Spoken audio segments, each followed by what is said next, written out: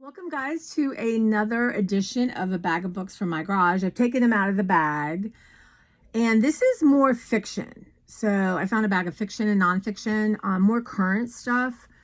But first I want to share with you guys these books that my friend and I make. We call them ALMALUNAs, bound objects. Alma was my grandma, Luna was her grandma.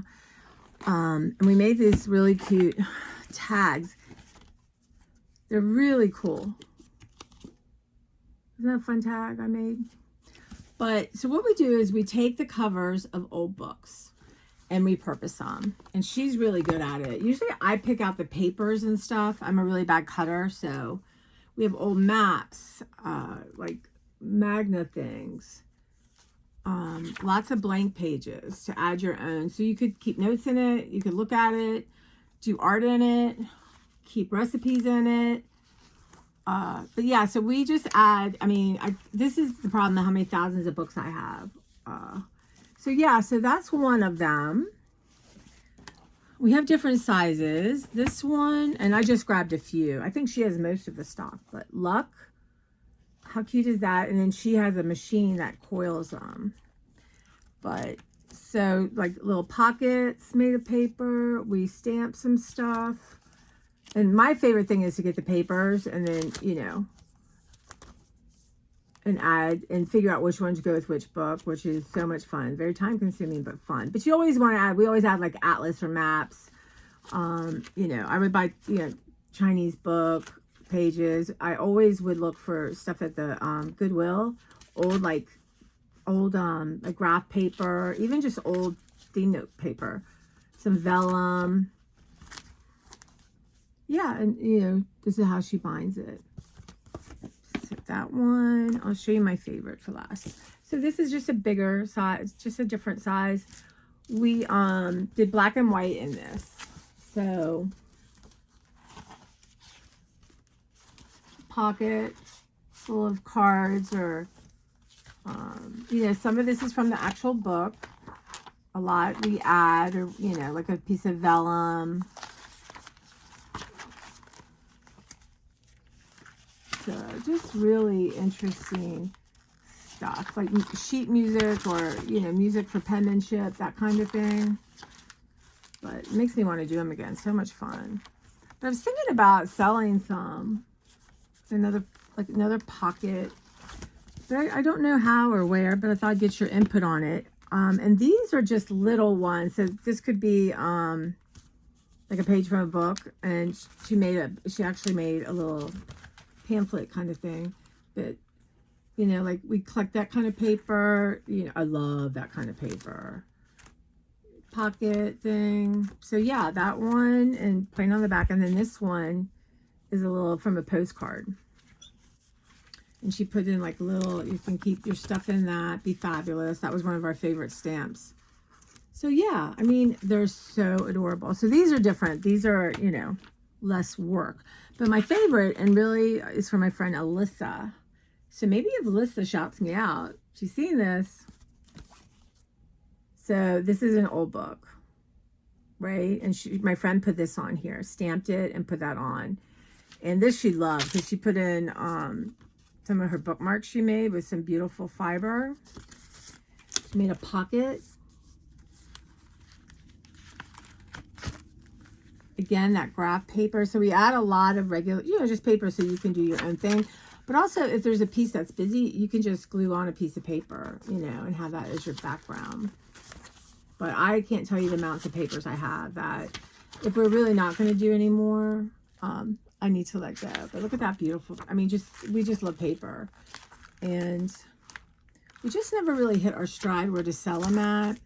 And they're time consuming, to say the least. But, isn't that nice? So yeah, so those are what we call ALMALUNA's bound books. So let me know what you think. What do you think? Like, I don't know, I guess, to set up an Etsy shop just seems like a lot for me to keep up with and with all the else I've got going on. But anyway, just thought I'd put it out there. Okay, so fiction. Meet Me at the Museum. Now see, I've read this. And it's really cool. It goes back and forth in time. There's letters written. And it's really about gosh, doing the occupation during the war. It's like historical fiction, but it is so interesting because the whole format, it's all told in letters. So this is one I wanted to give to someone. That's why I have it. Such a nice copy of it. But Meet Me at the Museum by Anne Youngston. Don't think I've ever read anything else by her. Look how cute she is. British. Don't know. I don't know if this was her first one.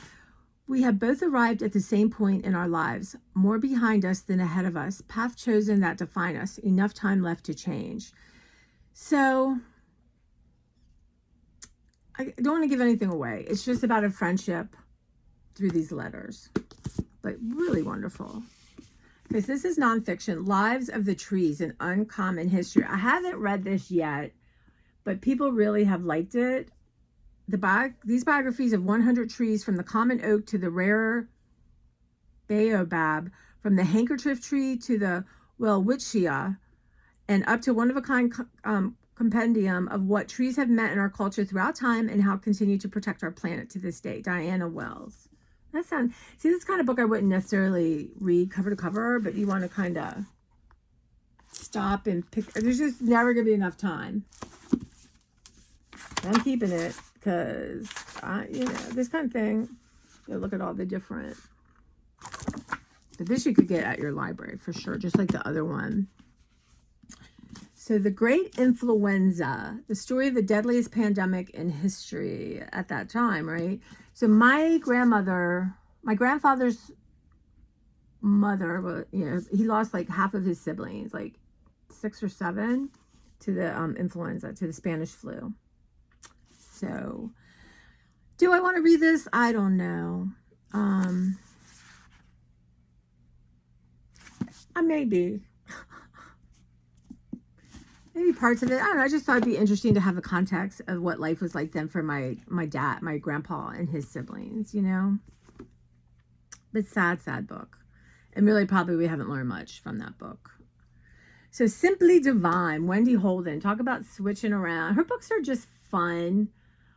Jane is a 20-something journalist who has unusual problems facing a modern woman, or the usual problems. So, I don't know. I could probably let it go.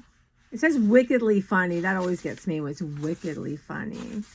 Let's see. It was written in 1999. Think how old that is now. So it might be hard to find. It might be one of those I try the first chapter and see if I like it or not. So this one, Beth Harbison, when in doubt, add butter. She's like from this area, and my massage therapist is her massage therapist. So I saw it and I thought, okay, a scrumptious new novel about food and love and longings of the heart. This is a good couple hour read. Let me see what year this is. She's written Secrets of a Shoe Addict, Hope in a Jar, always something there to remind me. She's from Potomac, Maryland, 2012. Maybe. Behind the Scenes at the Museum. This is a book I always meant to read by Kate Atkinson. My friend Mimi loved this book. It's in her profoundly moving, uniquely comic debut, Kate Atkinson introduces readers to the mind and world of Ruby Lennox, born above a pet shop in York at the halfway point of the 20th century and determined to understand both the family that precedes her and the life that awaits her. I love first novels by people. She has quite a bit now. She has quite a bit of book list. I can't think of her last one, but so that I'm going to keep for sure. I for sure want to read that. Mimi insisted that I do that, so I'm going to keep it. Look who wants to say hello. One of my novelty pens.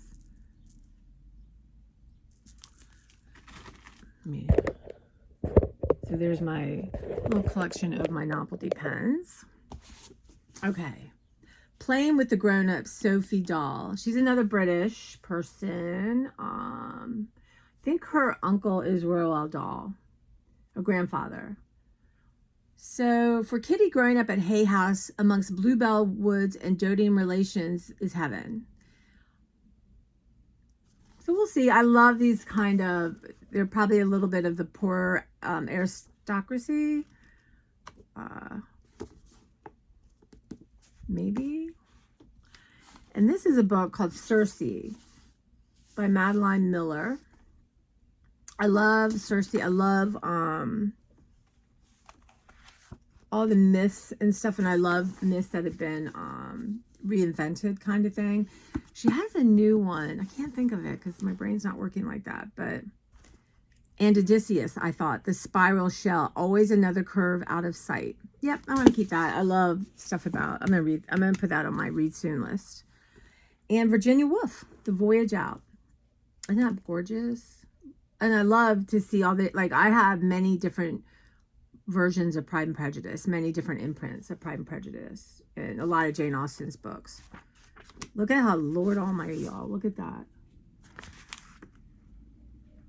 Oh, let's see, done with something startling like genius in its humor and in its sense of irony. The occasional poignancy of its emotions is profound originality. I don't know. I might let this go. Virginia Woolf's a hard read for me. She's not my favorite. I mean, we all love A Room of One's Own, of course, but I'm not the biggest fan of her fiction. I like some of her nonfiction. So I think I'm going to let that go.